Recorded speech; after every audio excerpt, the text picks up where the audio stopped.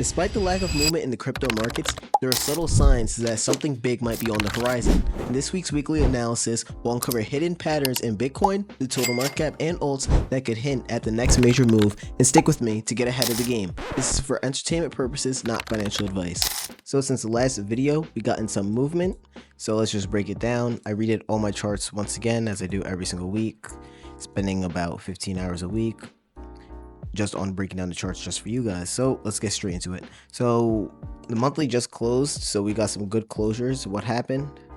Let's mark this out. What did we do? Boom, boom, boom. Broke up, came back down. We tapped as resistance, closed here, blasted up, came back down below, came back up. Then we finally, as you know, let's make this. So this, we broke, we closed below. This counts as a closure below. This same thing, it's like a double bottom. So the prior support broke, turned resistance. Same thing here, we broke and we rejected last month. So we broke it, we rejected last month. Wouldn't be surprised if we get another push along these lines, potentially up to here. And then if we close below, that could really show how we could start entertaining lower prices. Along with this, what did we do? Close here, pushed up, we already pushed up and we broke this region right here. Now we're coming down, but the fact that it's the start of the month, there's still 29 days left, so there could be a lot more trickery. This is now 1 2 3 4 5 6 7 8 months within this fucking range, so we really don't know when it's going to break out, but we know eventually it will break out, and when it does break out, we will be on the correct side of things. So for this month, in terms of 1 2 3s, it's 1.49. I guess we could put a line, even though it doesn't really matter. I don't want to have that on my chart. 1 2 3 didn't come down last month. Last month would have brought us straight into this zone. This is like our short-term zone that we were looking for, where a potential bounce could happen, but we're not actually looking for it in a sense. But for this month now, things are getting a lot steeper. This trend line will bring us to 1.27, and we have lots of correlations. I think I labeled these. No, I did not. I labeled them on Bitcoin. So let's go like this. 1 2 3. This trend line. So it still brings us into this region. So why we still have this as a short-term bounce area. As you can see, last time we came down, it led to a little rally. And then if this breaks, say that breaks, this already got broken, never got rejected yet. In terms of the total market cap, is playing a little bit behind compared to Bitcoin. This is my beautiful chart here. So what I've done during the weekend, after the weekly closure, I have a short-term zone where I expect price to come this week, potentially. If I break this down to the weekly time frame, 1 2 3, it's the top of our zone. That also coincides with this. ABCD would hit the 78.6, the overall, and where does that lead us down to? 43,000, but we're not looking there. We're looking down further because of trend lines, and $34,000. If we back this up, what did Bitcoin do? From the most recent high to the low, we took out this. So overall, it's probably your first time seeing me. Overall, what is this? High, we made a new low. The lower, we made a fucking higher low. No, lower high, we made a lower low, lower high, lower low. Everything's changing in terms of the monthly, weekly. It's more chop, but let's bring back these to this. What did we do? We took out this high. As we said last video, there's going to be a lot of liquidations right here. There's going to be a lot of liquidity right here, and the reason for that is because people are going to be shorting, and the shorters need to get wiped out. We need to bring back more confidence before we get the move lower to where our expected targets are. So to go with that, 1 2 3 would hit there. What did we do? ABC, we held the 78.6 perfectly. We wicked up, got a little wick fish, and then to coincide with that, we have this from the original high. As you can see, we're constantly toying between this. Is like the main support for the upper level within the range, within this 8-month range that we're in. So we did kind of want it to pull back a little lower for this monthly closure in a sense, and for the monthly it did, for the weekly it didn't, but that's okay. The monthly is stronger than the weekly. So the fact that we pulled back down and we closed below this is also a very, very good sign. And we closed below right here. So these closures are indicating that things are looking like it's going to snap down to the downside. Of course, that's my bias. So that we could get some potential spot buys and potentially an alt season from there and forward. But clearly, if you haven't watched the last week's video, you need to watch it, because that's how we go coincide with where the market could potentially go. 1 2 3 1 2 broke, came back down, rejected, cut this through the body, didn't fully hit.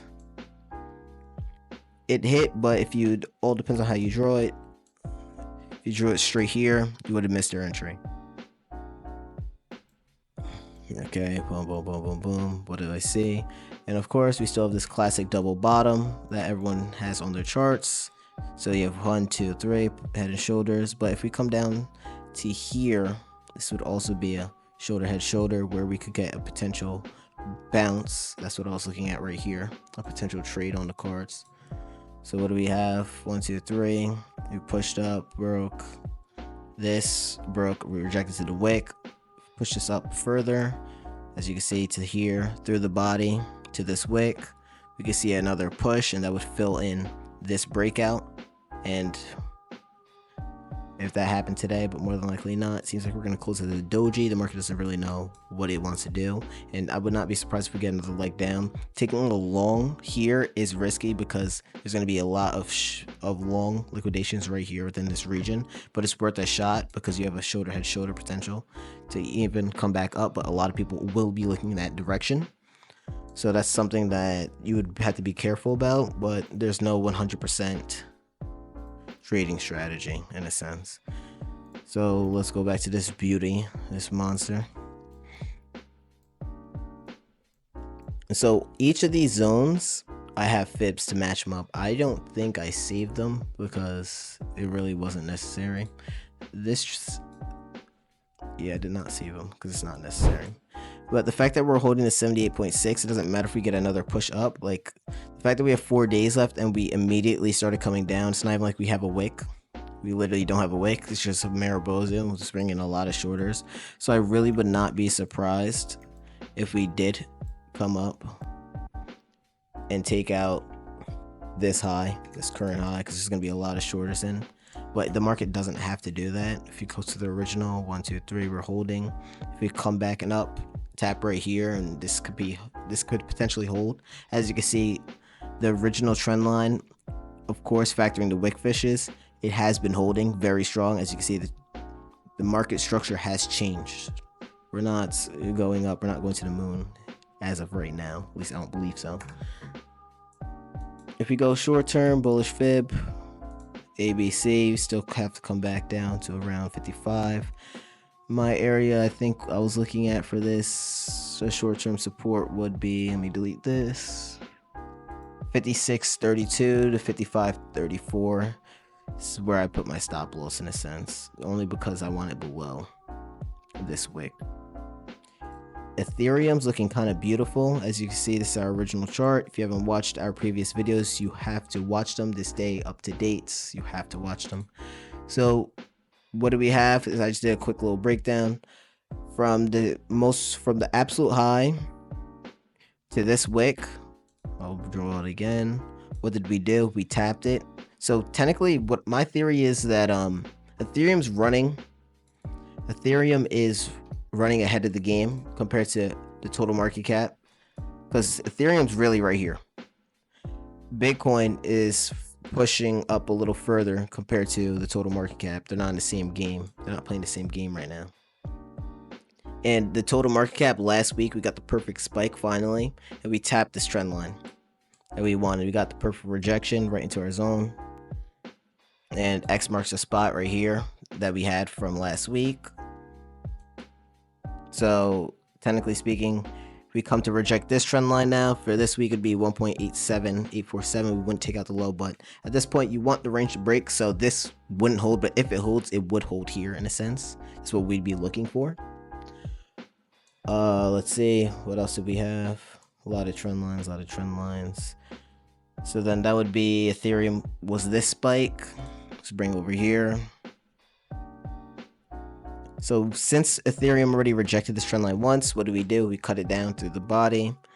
So basically, Ethereum's so weak, it's kind of weird. So from top to bottom, A, B, C, D, what did we have last week?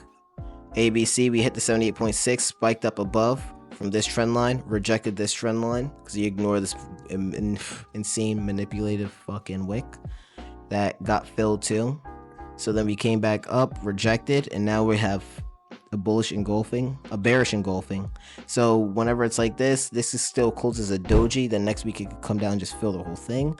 If it doesn't fill the whole thing, then we can always come back up to the base, wipe out those people that are late shorters, wipe them out. That would be insane. Would push this up to 2,900. This week would be 2,800. No movement, doji.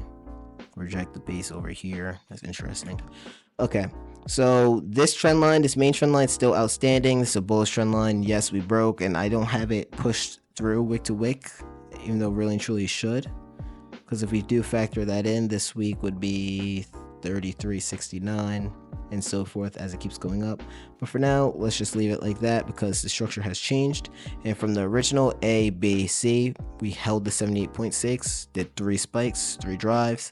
Then we came down, we fulfilled the first target already. Like technically speaking, that we fulfilled the first target, A, B, C, A, B, C, D.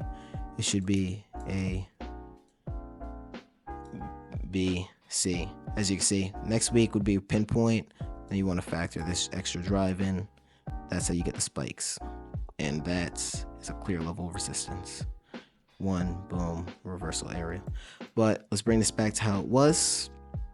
What I want to show you is that since the first target's hit, this is still outstanding. Psychological $2,000 is outstanding.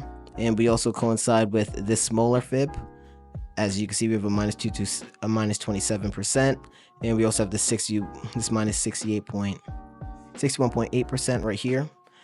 So this is a key area in which I'm targeting because look at all the trend lines that we have. A lot of correlations this week. And this bullish trend line, this main bullish trend line, needs to get broken. Along with that, what do we have? We have a bullish trend line here. So the fact that these break, if we could break and we could close above, that's how we could get that extra drive. Let's go to this tool. It's just a little forward thinking. This extra drive too, potentially it's going to take probably a couple weeks. Let's say by the end of this year, we get the drive. That's 100% from this entry. We made 100%. Can't complain. If we get lower into this area where I'm saying, potentially 120%. That's not bad at all. Cannot complain. So what do we have? If we close like this, or in any sort of way, we would want this to come back up next week to fulfill this. Let's see the original. Of course, we already have this. As you can see, boom, boom, boom, boom, boom. Areas where we're expecting it to drive, areas we're expecting the price to come down to. Let me see. I don't think I touched this chart this week.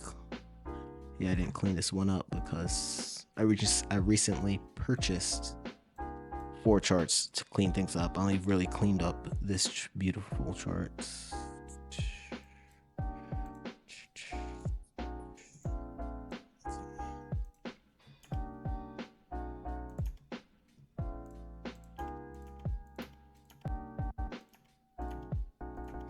Okay, let's just go back over the monthly one more time. See if we see anything new. What do we see? It's just this range. Bitcoin's a little different. Bitcoin still broke. It closed above, but now we're back below. This one, on the other hand, since we broke, we rejected. So that's sweet. And the fact that we have a 1, 2, 3 here for this month, which leads us back into this zone. As you can see, Twitter is going insane again. All the influencers are back, so really just would be expecting, price to come down to these areas. There's so many fibs. As you see, we have 3 fibs here, another 3 fibs in this zone within the 23,000 to 20,000 We have how many fips? 2 bullish fips. So what I mean by bullish fips, I mean this. So A, B, C, what do we have? Right here, right here. Another bullish fib would be A, B, C, just what I mean. This one, I'm not really looking at 37,000 because there's so many fibs just at 37,000. I factored in with the trend lines and we'll bring it down a little further. Then each week we will refine it and bring it down. So then when the time comes for us to get our entries, we'll get perfect, really good entries and we'll profits thousands of percentage. But of course, we're not going to be buying Bitcoin. We'll be looking at altcoins, not XRP specifically. But basically, the market's still chopping. Nothing has really changed. If you really want the full breakdown, you have to watch the other videos. Checked out the last week's and the week before. We did all of the charts from the 12-month all the way down. So it's very imperative that you watch it.